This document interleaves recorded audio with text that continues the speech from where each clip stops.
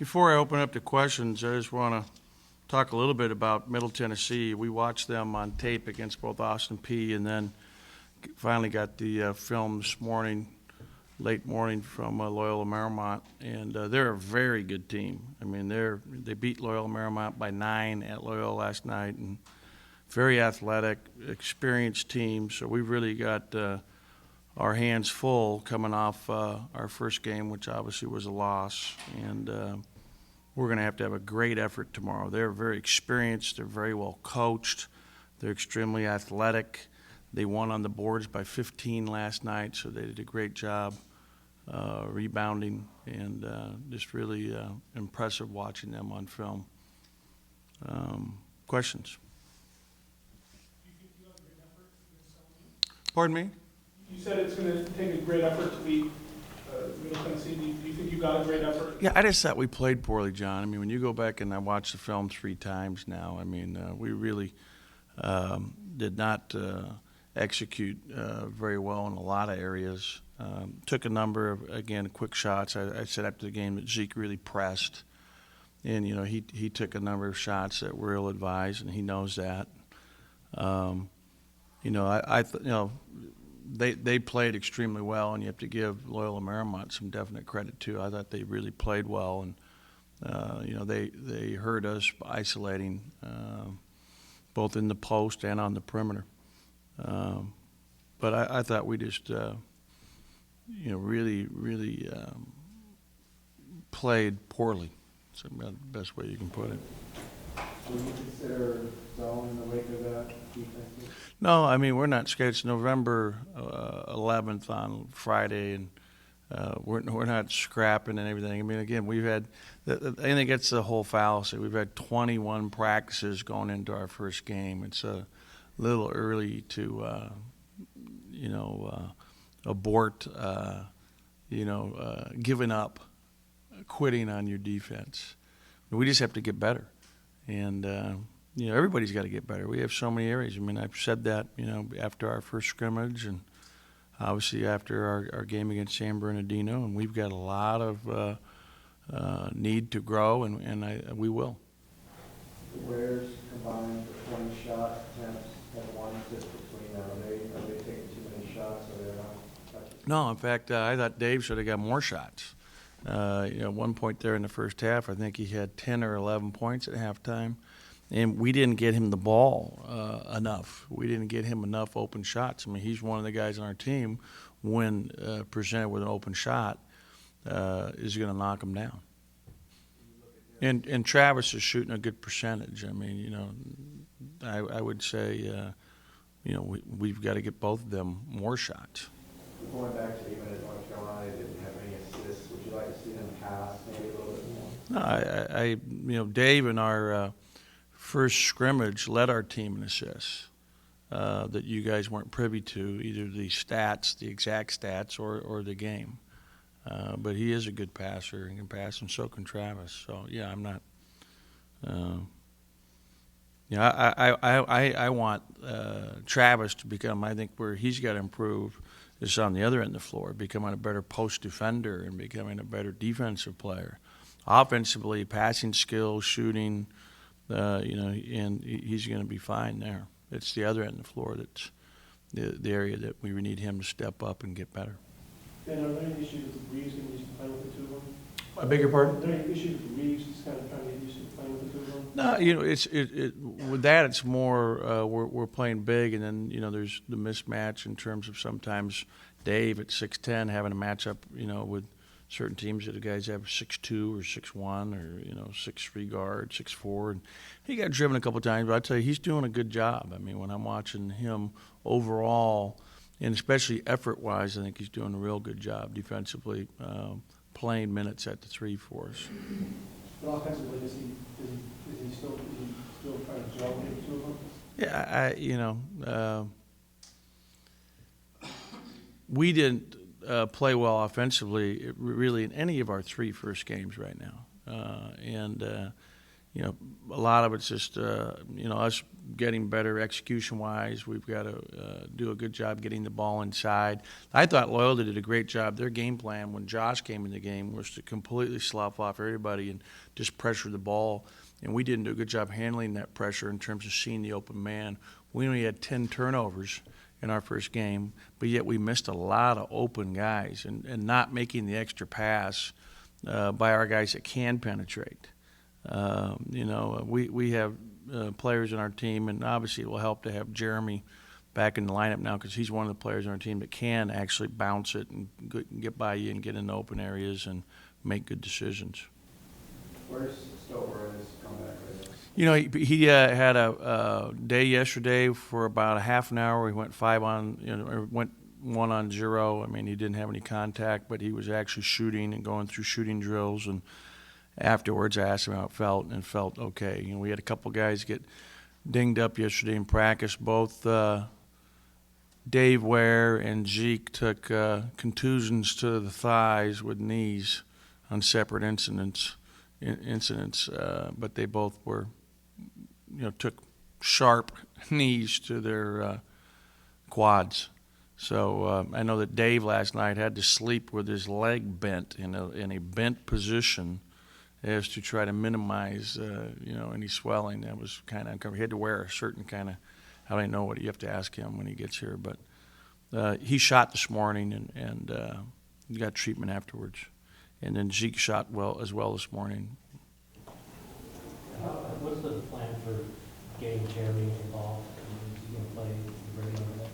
Yeah, you know, Jeremy has been practicing well and had a good practice again yesterday and shot it well this morning. We had all our players come in this morning and shoot for a half an hour, each of them. Yeah, we definitely need him. You know, the one thing that he brings to the table is we need some experience. You know, I thought Norman Powell did a good job for us in his 21 minutes against Loyola, and yet, you know, he's just a freshman. He's just learning. And I was really excited about his practice yesterday. He really is a guy I look to that's going to have an exciting future. He's just learning. He's just so green. There's so much for him to learn and to soak in about the game at this level and just improving his skill level. But he's got a great attitude. He's very athletic, and he had one of his best practices of the year yesterday, which was nice. So there's really no time frame for Stover to return? Yeah, you know what? We're supposed to have him go today again without contact. And then Leif is hoping that when we practice again, which will be Thursday and Friday before we leave Saturday for Maui, that hopefully he'll be able to practice some with contact later this week, assuming everything else goes well. When do you leave? We leave Saturday. What was Josh's transition defense? Do you feel like that's where some of his fouls are coming from? No, his fouls didn't. He got 2 fouls back to back. One was on a moving screen in the first half, and the second one was kind of even the official came up to me after the half and said I may have, you know, overreacted on the second foul, which was, you know, professional and nice of him, courtesy to do that because it was, you know, it was close. It could have easily been a no call. In other words. Yeah, you know, he got hurt a couple times in transition, but not in terms of any foul situations for him. But getting 2 fouls that quickly, back-to-back possessions, you know, it was one on offense, the next possession down on defense. I played him with 2 fouls at the end of that half, but you know, and he played, I think, 16 minutes for the game because he was limited in action, especially in the first half. Coach, why do you think Zeke was pressing? Well, you know, first game of the year, you've got all these former players of ours that are at the game. His former teammate, Derrick Rose, was there. I think there's just, you know, he's put so much time and effort into this season. I think there's just a lot of, you know, for him, just a lot of excitement and therefore probably, you know, too much. You know, he's just got to settle down and play how he's capable of playing. He was just, that's what I'm, you know, guessing from this point. Have you talked to him about settling down? Yeah. Mm-hmm. You know, it's hard, you know, when your player's pressing like that in a game, it would be much easier to just sit him down for a 5-minute stretch and let him get settled on the bench. But we were really not in that luxury, unfortunately, because we didn't have Jeremy. And when Tyler played, he did a decent job at the 5, at the 1. But that's not his obviously natural position. And he had, he didn't turn it over when he was playing the point, but it was a little shaky against that kind of quickness like the little guy Ireland displayed. In what ways does Middle Tennessee present a tougher matchup than Loyola Marymount, do you think? Well, they just beat Loyola at Loyola by 9 points, and I think Loyola's going to have a good year. But they have a lot of experience. Like Loyola, for example, has a young team essentially. They didn't start a senior. These guys have a 5th-year senior transfer from the Big 12 conference who starts at center, Dendy. They have a very good power forward, the Sultan kid, who can really shoot it and is an outstanding player. They have, a JC point guard who's come in and really done a nice job for them. They have a lot of experience. Hammonds is very experienced. He didn't start yesterday, but has started. And this kid Gallman's a very good player. I mean, they have good players that have been in the program, been there, or our JC kid coming in. They don't, they have one freshman. They played 1 minute last night. I mean, they're playing all experienced guys, and they're athletic. They change defenses. They'll be in a 1-3-1 trapping zone, a lot like what Oregon State runs, or the 1-3-1 zone without the trap. They'll be in man-to-man. They'll double ball screens. I mean, they play things a lot of different ways. They have a very good scheme offensively where they really, I think, they have a lot of things that are in already for a team that, is early in the season. They look like they're a lot further ahead than early season form right now, to me, on film. How much of an advantage is it that you had film on them comparatively to Loyola? And when did you get the film? Well, we got one. There was a problem with Loyola's server last night, so we were supposed to get it last night and couldn't get it till early this morning. We got it back in here. By the time we got it over to, from DVD to computer, it was about 11:30 in the morning. We had the game that they had from Austin P before that. And then we also had exhibition game, but it wasn't even close. I mean, the exhibition game didn't, give you a lot when you're killing the other team by 40 or 50. You could not attend that game. No, you can't attend any games to scout in person anymore unless it's a tournament. Like in Maui, each team will be able to scout the other team in person there, or in the NC2A or Pac-12 tournaments. But it's been changed for a while. Used to be you could go in person, trying to save money. Given that Brendan hasn't played, have you thought the redshirt? No, and I think Brennan's going to get his opportunity. He had a good practice yesterday, and he just keeps working hard. And if we had unbelievable numbers, if we had 13 guys on scholarship that were eligible right now, and everybody was healthy, but you can already see that things happen. I mean, we had I think 9 guys available on scholarship against Loyola. Now with Jeremy, I think the number is similar. So, it would be hard to do that. We don't. Stover's going to come back, but I don't know if he's going to dislodge that thing again in some kind of play and contact down the road. I mean, there's a lot of uncertainty. Do you anticipate Jeremy playing in the shooting guard class? Yeah, I mean, I think they're going to play some together throughout the year now. I mean, that's going to be a good combination for us because they're both experienced, both seniors, and it gives us 2 good ball handlers out there.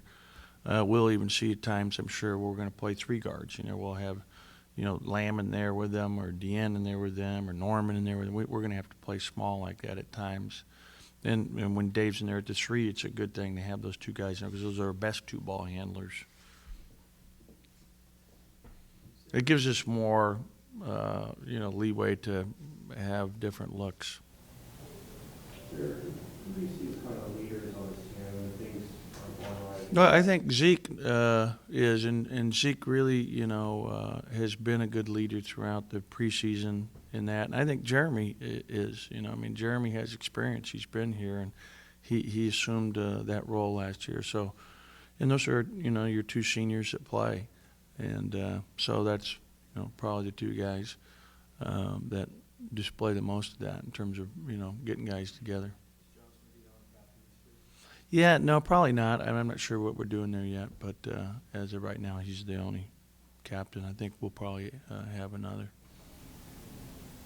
And did you have to talk to Josh about what he was saying on Twitter? Yeah, it was totally inappropriate, and he recognized it right away and took it off. But once you put something out there in cyberspace and it hits the air, you can never pull it back. And I know he apologized for that. I think he went on Twitter and apologized more than once. He felt terrible about that, apologized to our team on Saturday during our film session for that, and knows it doesn't reflect how we felt. You have to win with grace and lose with grace. You've got to. That's part of competing, and that was unfortunate. And he understands that it was inappropriate, and he feels bad about it. And I think you'll get that from him when you speak to him. Some teams or coaches instituted no Twitter policy during the season. We're a public university, and therefore, this is a freedom of speech, but we do discourage tweeting things that are inappropriate like that. It becomes a fine line there. On a personal level, obviously, I'm not a big fan of Twitter because in these situations, because you're emotional still, and yet you're announcing to the world your feelings at that very moment instead of, really collecting yourself. And sometimes, if Twitter was around the last 20 years, you'd have a lot more controversial things that have been tweeted over that amount of time. It just allows for that, and it's amazing how many people are following it. Last question, please. Do you do your own tweets or something? No, I do not. Sorry to rush you, but Zeke's got class at 2. Okay. Thank you. Okay.